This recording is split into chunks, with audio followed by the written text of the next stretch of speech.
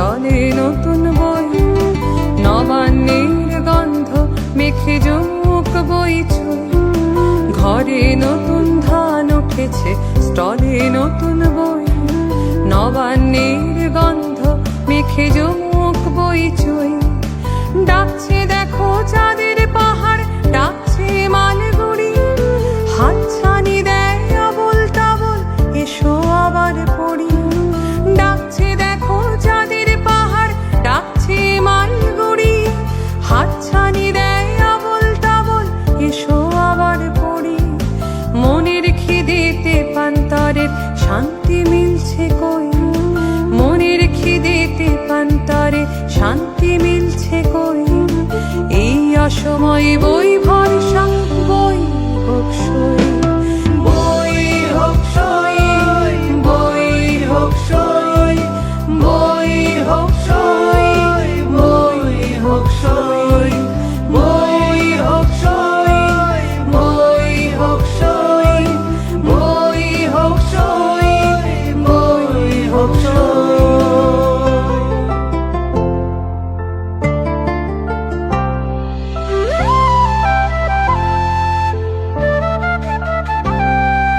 তুমিও দ্বন্দ্বে হাজার ধন্দে ভেঙচি কাটে সময়, মুঠোর ভেতরে দুনিয়া বন্দি তবুও মনে ভয়।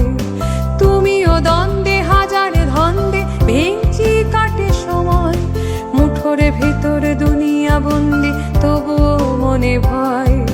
লাইক কমেন্ট চুলোই জাগে, টাটা বাই বাই ওয়াও, ফিরে আসুক হারানো অতীত, পড়ি পড়ো পড়াও। লাইক কমেন্ট চুলোই জাগে, টাটা বাই বাই ওয়াও, ফিরে আসুক হারানো অতীত, পড়ি পড়ো পড়াও। মনের মধ্যে সহজ পাঠ, মাথায় শ্যাওলা বেলা, মনের মধ্যে সহজ পাঠ, মাথায় শ্যাওলা বেলা।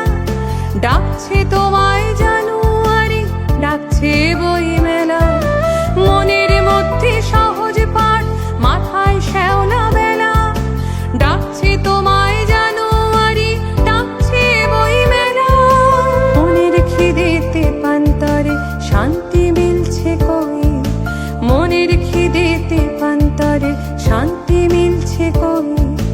এই অসময়ে বই ভরসা, বই হোক সই, বই হোক সই, বই হোক সই, বই হোক সই, বই হোক সই, বই হোক সই, বই হোক সই, বই হোক সই, বই হোক সই, বই হোক সই, বই হোক সই।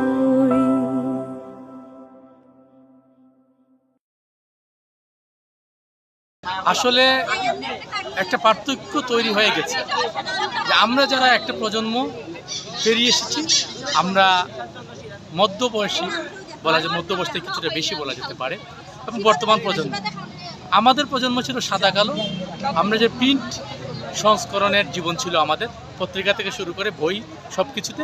এখন হচ্ছে ডিজিটাল যুগ, যেখানে পিডিএফের মাধ্যমে বই পড়া যায়, যেখানে এই বইগুলো এই স্ক্যান করে একজন আরেকজনকে শেয়ার করতে পারে। কিন্তু মূলত হচ্ছে যে বিষয়টি, সেটি হচ্ছে আগে যেহেতু মোবাইল ছিল না, ইন্টারনেট ছিল না, মাল্টিমিডিয়া ছিল না, ফলে মানুষের পুরো আকর্ষণটা ছিল একটি বছর পরে বইমেলা হবে, সেটা মফস্বলে বইমেলা হোক অথবা ঢাকা। এবং বর্তমান প্রজন্ম, আমাদের প্রজন্ম ছিল সাদা কালো, আমরা যে প্রিন্ট সংস্করণের জীবন ছিল আমাদের, পত্রিকা থেকে শুরু করে বই সব কিছুতে। এখন হচ্ছে ডিজিটাল যুগ, যেখানে পিডিএফের মাধ্যমে বই পড়া যায়, যেখানে এই বইগুলো এই স্ক্যান করে একজন আরেকজনকে শেয়ার করতে পারে। কিন্তু মূলত হচ্ছে যে বিষয়টি, সেটি হচ্ছে আগে যেহেতু মোবাইল ছিল না, ইন্টারনেট ছিল না, মাল্টিমিডিয়া ছিল না, ফলে মানুষের পুরো আকর্ষণটা ছিল একটি বছর পরে বইমেলা হবে, সেটা মফস্বলে বইমেলা হোক অথবা ঢাকা জাতীয় বইমেলাই হোক। ফলে মানুষের বইয়ের প্রতি আগ্রহ ছিল। সারাদিন শেষে সবাই বই পড়তো বাসায় রাত্রে, সেটা স্বামী স্ত্রী বলেন, বাবা মা বলেন, তো সন্তানরা বলেন, সবাই কিন্তু বই পড়তো। এবছর আমার দুটো বই এসেছে বইমেলায়, একটির নাম হচ্ছে প্রাক্তন আর আরেকটির নাম হচ্ছে ক্রেতা। দুটোই সাইকোলজিক্যাল থ্রিলার। আর আরেকটা বই আসবে, এটা একটা অনুবাদের কাজ এবং এটাও একটা সাইকোলজিক্যাল থ্রিলার। আমরা এখানে বইমেলা দেখতে এসেছি। শ্রীমঙ্গলে এরকম একটা আয়োজন আমাদের জন্য একটা গর্বের বিষয়, যেহেতু শ্রীমঙ্গল একটা মফস্বল শহর। কয়েক বছর ধরে এরকম হচ্ছে, তবে আমরা আশা রাখি যে আরেকটু বড় পরিসরে এরকম করা হবে ভবিষ্যতে। আমাদের কলেজ থেকে হচ্ছে প্রথমবারের মতো বইমেলা করা হয়। তো সেখানে হচ্ছে আমাদের নতুন বিভিন্ন ধরনের প্রকাশনী আসছে। আমাদের দিয়েছে হচ্ছে ইত্যাদি প্রকাশনী। তো ইত্যাদি প্রকাশনী থেকে এবার আমাদের আসছে হচ্ছে দ্য স্ট্রেঞ্জার, তারপরে বিভিন্ন পালাবদল, থ্রিলার, তারপরে ইংলিশ ডাব, তারপরে অনেক ধরনের ধাঁধা, তারপরে বিভিন্ন ধরনের সাসপেন্স ধরনের বইগুলো এবার আসছে। তো আমাদের বই আবার আরও আসতেছে। তো 5টা বই নিয়েছি আজকের বইমেলা থেকে।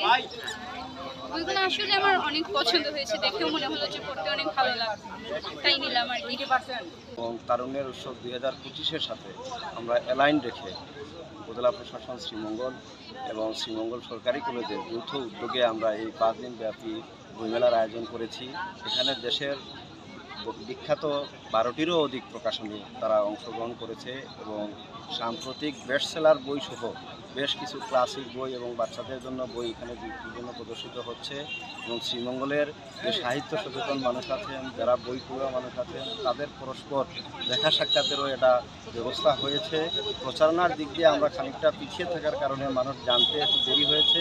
তবে আমরা আশা করছি যেহেতু 5 দিন ব্যাপী মানুষ আজ কাল পরশু তার শেষের দিকে এখানে বই পড়ুয়া সবাই একসাথে জড়ো হবেন এবং পরস্পর দেখা সাক্ষাৎ হবেন এবং প্রচুর বই বিক্রি হবে এবং পরস্পর আমরা মানুষকে মোটিভেটেড করছি বই কেনার জন্য এবং প্রিয়জনকে বই উপহার দেওয়ার জন্য। এবং সকলের এই আনন্দ দেখে আমরাও আনন্দিত বোধ করছি।